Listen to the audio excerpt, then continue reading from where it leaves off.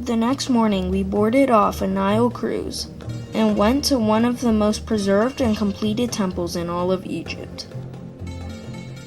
Welcome to the Temple of Edfu. Construction of this temple started 237 BC and took over 200 years to complete. Dedicated to the falcon-headed Horus, it's a temple of significant importance. The magical pillars and pylons gleamed in the crisp morning air. Hieroglyphics disguised the walls, sharing the 5,000-year-old stories of Horus battling Set and his marriage with Hathor.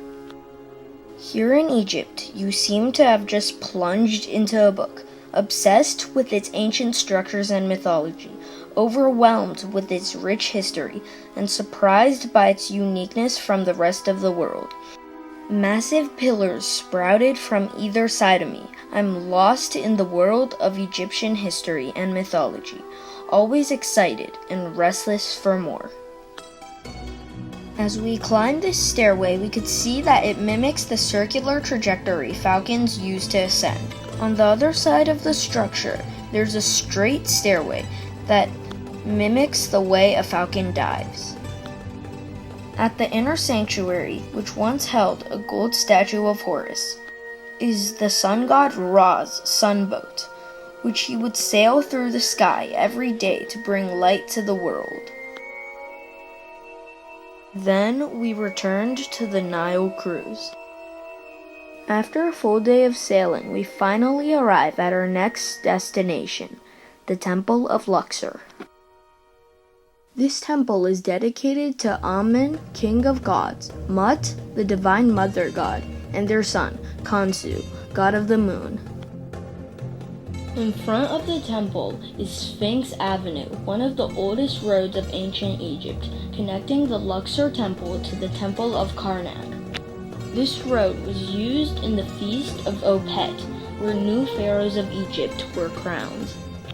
During the festival, the sunboats of the three gods would make the journey from their shrines in Karnak to the Temple of Luxor, where they would remain for 24 days.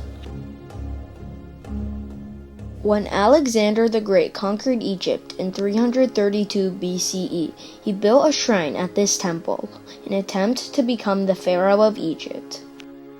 And then, during the Roman era, the temple was converted into a fortress. And when Christianity became popular, a chapel dedicated to Mut was converted into a church. However, the site again transfigured itself in 640 AD when the Muslims made the church a mosque.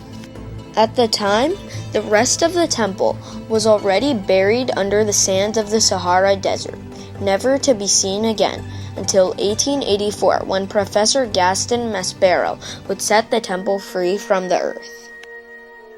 Seeing the mosque rising on top of the primordial pillars of the temple was not ordinary.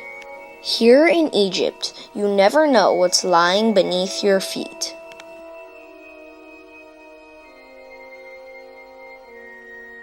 In this heavenly land of rich history and culture, you're overcome by the feeling of so many worlds crashing together.